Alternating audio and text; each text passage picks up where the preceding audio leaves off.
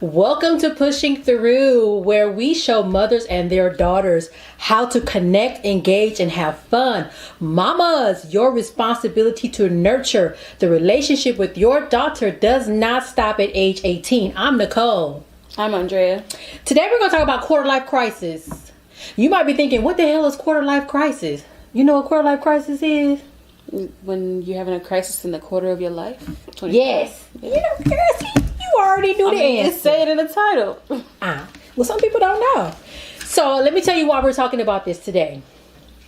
Maybe a month or so ago, I was asked to present at a mini conference on quarter life crisis. And I was like, what's quarter life crisis? And when they explained it, like she just said, oh, you know, between the ages of about 25 to about 30, when, you know, there's anxiety and worry about where you are in your life, blah, blah, blah. I was like, sign me up. Let me do that presentation because I can talk about that. And so I printed out some of the slides and we're going to use them as talking points for today's episode. And I want to bring in Andrea because I did this presentation. It was only 20 minutes. And I had to pack a lot in. We ain't gonna sit here and talk with y'all for 20 minutes, y'all. But I just want to bring this to your attention because since our show is focused on adult daughters and their parents, want to make sure that you're checking in with your kids to make sure that they're okay, because there's a lot going on with this pandemic that has changed a lot of things and has created some anxiety, some fear, some worry about sort of next steps in their lives. So, all right. So, as she said, it is really about anxiety over the direction and quality of one's life. So imagine you being 20 or 19 and I'm going to go to college and then I'm going to get married and then I'm going to get a job and then I'm going to have kids. So you know at that age a lot of people start to map these things out and have these expectations, and then when stuff happens that doesn't quite match up with that, there can be some anxiety around that, right? Like, well, I mean, I'm going to go do these things and then the pandemic happens and everything shuts down. It's like, oh, see baby, y'all playing with my earrings right now. You know, as black women we need our hoops and they need to be correct. So hold on, please hold. Oh Lord. And of course it ain't going. Okay, there you go. I'm like, stop playing. Okay. Back to what I was saying. And so quarter life crisis really is from the mid 20s to mid 30s. So you can be 32, 33 having a quarter life crisis. Insecurity, doubt, disappointment surrounding career, relationships, and finances is really sort of the core of that. Now, you are in your quarter life. You actually just turned 25. Mm-hmm. So any of that resonate with you? This disappointment, insecurity, doubt, any of that has that bubbled up for you? Or even not even just you, your friends? Is that something that's a topic of discussion? Yeah. Absolutely. Okay. Mm-hmm. Okay. All right. Okay. So let's turn this page. 24/7. 24/7? Yeah. It's always a problem. Do you think it was because of the pandemic, or do you think it was already something that you were concerned about? Probably already. And it did before the pandemic, and then the pandemic made it worse. And then yeah. Because it's a lot of uncertainty, right? Like a lot of, you were working and then they were like, well, they didn't shut down. You were actually still going to work. And I was like, you was a preemie and you probably need to come home because that's what happened. They said that you can decide that you don't want to come in, but you're not going to be paid.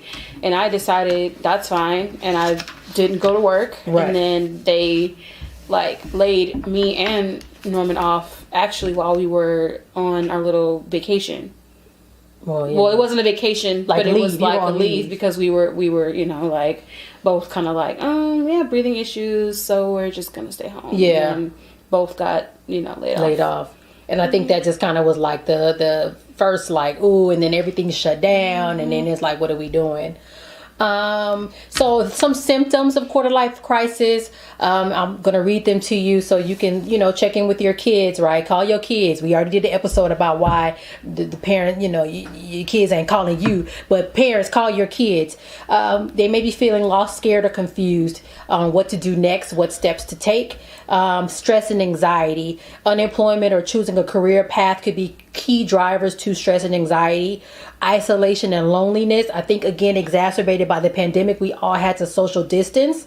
So there's also, on top of that, leaving home and navigating life without parental support can also be a source of isolation and loneliness. And then, as I put here, the pandemic exacerbates that social isolation, the fear and the uncertainty. So, I mean, I think these are very real things to be aware of with your kids, to check in with them to make sure they're okay. And then, like in my situation, I said, look, just come home, right? Like, just come home and we gonna figure this out. Like, I'm here already, I'm working from home, just come back to the house and we will figure this out now. And so here's the thing: implications for Black women. We are already in a high risk group for everything. Okay, you know, they say black don't crack, and that may be true on the outside, but the inside is not. It doesn't follow on the inside. We may look good on the outside, but we're actually falling apart on the inside. So we already have high blood pressure, high rates of diabetes, high rates of chronic disease, lupus. We have a lot of things already that we deal with as Black women just by being Black in the United States. Is freaking stressful. So then if you add on something like a quarter life crisis, it kind of increases your likelihood of things like anxiety, depression, high blood pressure, social isolation. And this is where self-care becomes important, because we are used to being super women and just kind of pushing through. And I know that's the title of my book, Pushing Through. And in some ways, pushing through can be a bad thing. You don't just keep, you know, running through life like a train. Like, you got to slow down sometimes and take care of yourselves. So again, adult parents, check in on your kids. Make sure they're okay. Are you okay? Is everything all right? How's life going? Don't be calling your kids, yelling at them all the time about stuff. Like, there are real things that are happening for them that we have not had to experience. I probably did have a quarter life crisis, though. I probably did. But it was probably a different kind of crisis. This is different with this pandemic. So I don't know if you have any thoughts on that as well, as you yawn. You know, obviously I don't like speaking on it much, but it's just, yeah, it's a thing. And it's like this whole cycle of, like, you know, they say self-care is good, but self-care isn't always free or cheap. So it's like, you know, I can't do self-care because I have to go and work to make some money. And of course, because the jobs are hard to come by, well, the jobs that I might want are hard to come by unless I want to go work in somebody's food place. You know, I've got to go find work. And for most people, it's gig work, which is tiring stressful in itself. Yeah. And then you go and do that. You come back and you're depleted and tired. So all you want to do is go to sleep. And then when you wake up, you have to go back and work. So self-care is non-existent, or you can't afford it. Because that's where it is for me. Like, the biggest thing is, like, dang, I can't get my lashes done anymore. I can't get my hair retwisted. I thought the locks was gonna be low maintenance, but I can't take care of it myself. So it's so much, and it's just like really upsetting, because it's like you don't have that sense of normalcy at all. Like, I used to take trips because trips made me feel better. Yeah. Can't take trips because I can't afford a trip. So yeah. It's really sad. It's a lot. It's sad. It's definitely a lot. And I think it's important, again, to your point, self-care can be expensive, but the other solutions are to find a circle of friends, to have a support group, have people that you can talk to. So let's talk through the solutions then, because you're right. That self-care, in a sense, can be a barrier. Like, yes, we should take care of ourselves. We should do these things. But to a lot of people, self-care is going to the spa, going to the gym, going here. But who got that? We ain't got it, right? So we have to find ways to create that for ourselves. So I have some suggestions for self-care: journaling, rest. So that's sleep.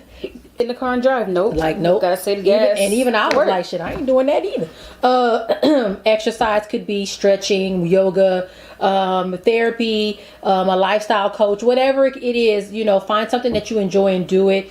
The other thing is sharing your story. And Andrea did a little bit of that here, which I actually appreciate very much, because she didn't have to, and she didn't go into detail, and that's fine. But it's enough, I think, of being transparent that other people can say, damn, that's me. Like, that's happening to me too. Oh my gosh, I thought it was just me. Now, oh wow, let me figure something out. So sometimes sharing your story can be liberating and can help create your social circle, can get you around people that also have a shared experience. It can also help to reduce some of that anxiety. advocacy and community work. Sometimes if you want to forget your problems, you can help other people with their problems. You can help volunteer somewhere. Sometimes that's helpful. It just depends. And then creating social circles, finding other women, not just your peers. Sometimes it's older women that can help support you and guide you. Again, this pandemic is unprecedented. We have never seen anything like this before. And I think it's been a primary driver of this quarter life crisis that we're seeing. And I'll end with this.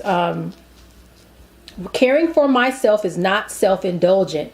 It is self-preservation, and that is an act of political warfare. And that's Audre Lorde. And I think that's a reminder for all of us as well, that me taking care of myself, her taking care of herself is not self-indulgent. Oh, it's really like, this is about keeping myself alive, and such an important thing. And so I think that's really it. And I just want to hear what you all are thinking about this. Is this something you've heard of before? Have you heard of quarter life crisis? Do you think our young people are more vulnerable to it because of the pandemic?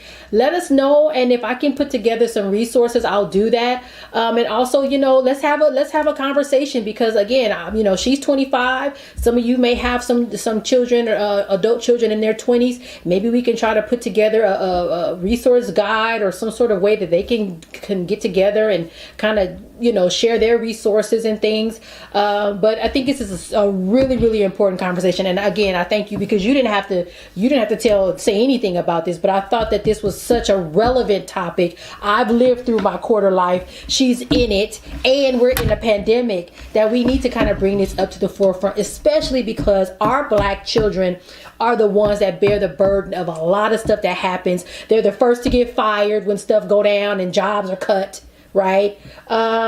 And are the last to have access to those resources like self-care strategies and all the other things that are needed for them. So we got to advocate for our folks over and above, because ain't nobody else gonna do it. Okay. And so thank you all for watching, and let's get in the chat, in the comments, and let's have a conversation and see what we can do to get some stuff moving and going along for our young folks. All right, Andrea, take us out. Thank you so much for watching. Catch us every first, third, and fourth Thursday at 6 p.m. local time on Pyro Media Network. And remember, mamas, love on your babies, no matter how old they are. Hey, see you next week. Bye. Bye.